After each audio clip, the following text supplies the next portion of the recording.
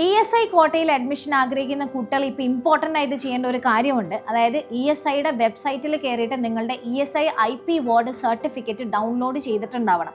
ഏതെങ്കിലും ഒരു പ്രൈവറ്റ് ഫേമിൽ ജോലിയുള്ള നിങ്ങളുടെ പേരൻസിന് ആരെങ്കിലും, ഒന്നുകിൽ നിങ്ങളുടെ അച്ഛനാവാം അമ്മയാവാം, പാരൻസിൽ ആരെങ്കിലും ഒരാൾക്ക് ഒരു പ്രൈവറ്റ് കമ്പനിയിൽ ജോലിയുണ്ട്, അവർ ESI മെമ്പർഷിപ്പ് ഉള്ള ആളാണെന്നുണ്ടെങ്കിൽ നിങ്ങൾ ESI കോട്ട, അതായത് 466ഓളം MBBS സീറ്റുകൾ റിസർവ്ഡ് ആണ്, ആ ഒരു കോട്ടയ്ക്ക് നിങ്ങൾ അർഹരായിരിക്കും. അപ്പോൾ അത് നിങ്ങൾക്ക് കിട്ടണമെന്നുണ്ടെങ്കിൽ ഇപ്പോൾ, അതായത് മെയ് 18 ലാസ്റ്റ് ഡേറ്റ്, അതിന് മുന്നേ ആയിട്ട് നിങ്ങൾ ESIയുടെ വെബ്സൈറ്റിൽ കയറിയിട്ട് നിങ്ങളുടെ ESI IP ward certificate download ചെയ്തിട്ടുണ്ടാകണം.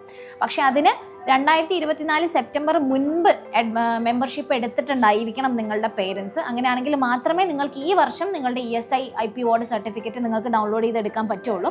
അപ്പോൾ അങ്ങനെ ആരെങ്കിലും ESI കോട്ടയിൽ അഡ്മിഷൻ എടുക്കാൻ ആഗ്രഹിക്കുന്ന കുട്ടികളുണ്ടെന്നുണ്ടെങ്കിൽ മറക്കാതെ മെയ് 18 മുമ്പായിട്ട് esic.gov.in എന്നാണ് നമ്മളുടെ വെബ്സൈറ്റ് വരുന്നത്. ആ വെബ്സൈറ്റിൽ കയറിയിട്ട് നിങ്ങളുടെ ESI IP ward certificate download ചെയ്ത് വെക്കുക. അപ്പോൾ ഓട്ടോമാറ്റിക്കായിട്ട് നിങ്ങൾ അലോട്ട്മെൻറ്റ് പ്രൊസീജിയറിൽ വരുന്ന സമയത്ത് നിങ്ങൾക്ക് അവിടെ അഡ്മിഷൻ കോട്ടയിൽ നിങ്ങളുടെ കോളേജസ് കാണിച്ചു തരുന്നതായിരിക്കും.